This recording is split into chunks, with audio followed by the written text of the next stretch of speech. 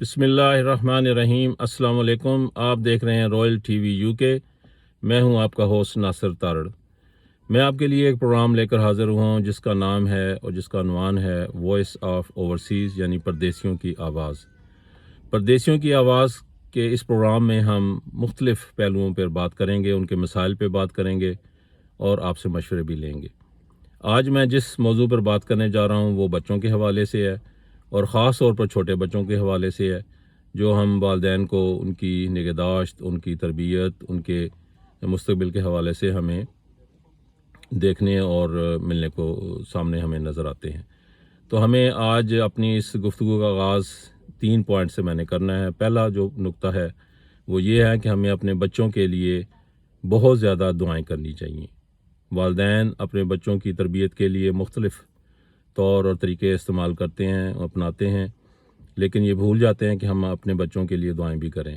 تو میں آپ کی توجہ اس طرف مبذول کروانا چاہتا ہوں کہ اگر آپ اپنے بچے کو صحت و تندرست، کامیاب و کامران، دین اور دنیا کے حوالے سے دیکھنا چاہتے ہیں تو آج سے ہی اپنے بچوں کے لیے اپنے اللہ کے حضور درد دل کے ساتھ اور نیک نیت کے ساتھ دعائیں کرنا شروع کر دیں۔ کوئی دن بھی ایسا خالی نہیں جانا چاہیے جس میں آپ اپنے بچوں کے لیے اپنے رب سے خیر اور بھلائی نہ مانگیں۔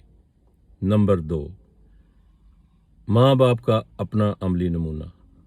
جو ماں باپ یہ سمجھتے ہیں کہ وہ بچوں کو اچھی باتوں کی طرف زبانی کلامی تعلیم اور ہدایت دے کر وہ اپنے آپ کو اطمینان کر لیتے ہیں، وہ اپنے آپ کو دھوکے میں رکھتے ہیں۔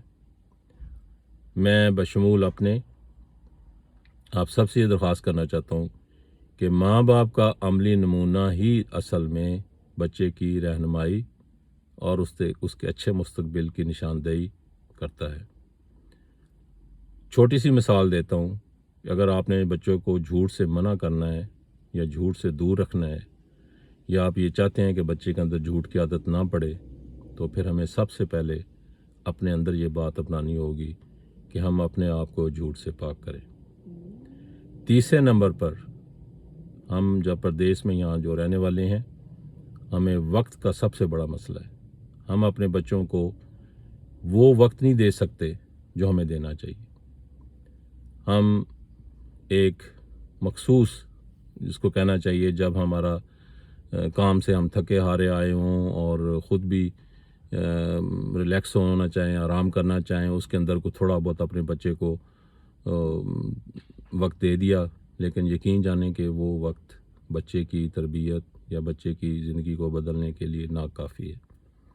تو میرے جتنا بھی حلقہ احباب ہے، میرے جاننے والے ہیں، میرے دوست ہیں، میرے کولیگز ہیں، میں اپنے ہیں، غیر ہیں، میں سب کو یہ کہتا ہوں، بشمول اپنے سمیت، تاکہ مجھے بھی یاد دہانی ہوتی رہے کہ ہمیں اپنے بچوں کو کوالٹی ٹائم، ایک اچھا وقت دینا چاہیے۔ پھر وہ جب مجھ سے سوال کرتے ہیں کہ وہ کوالٹی ٹائم کیا ہے، تو میں ان کو مختصر تشریح کر کے بتاتا ہوں کہ جب آپ بچے کے ساتھ ہوں تو بچے کے ساتھ بچے بن جائیں۔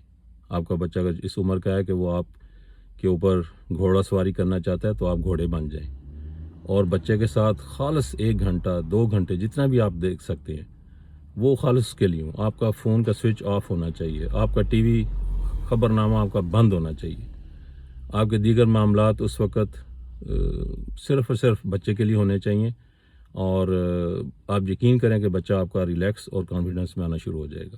اس کو آزما کے دیکھیں، 1 ہفتے کی ٹریننگ کر کے دیکھ لیں، اور پھر اپنی آراء سے مجھے باخبر کیجیے گا۔ تو آج کی ویڈیو میں اتنا ہی کہ ہم اپنے بچوں کے لیے دعائیں کریں اپنے رب سے، جو بھی آپ کا بلیو ہے، اور دوسرے نمبر پر ہم اپنے بچوں کی تربیت کے لیے اپنا اچھا نمونہ، عملی نمونہ ان کے سامنے رکھیں اور پیش کریں، اور تیسرے نمبر پر ہمیں اپنے بچوں کو ایک مخصوص وقت یعنی کوالٹی ٹائم ہمیں دینا پڑے گا، اس کے بغیر گزارا نہیں ہے۔ اگر آپ اچھا رزلٹ چاہتے ہیں تو دعائیں کریں، عملی اچھے نمونے اپنے ماں باپ اپنے بچوں کے لیے سامنے رکھیں، اور خاص طور پہ میں چونکہ خود باپ ہوں، اور باپ کو یہ ذمہ داری خاص طور پہ نبھانی ہوگی، کیونکہ ہم سارا ملبہ، سارا کام بچے کی ماں پر ڈال دیتے ہیں، یعنی کہ اپنی وائف کے اوپر۔ تو یہ ناانصافی بھی ہے، اور یہ بچے کے ساتھ آپ باپ کا حق جو ہے وہ صحیح طریقے سے ہم ادا نہیں کر پا رہے۔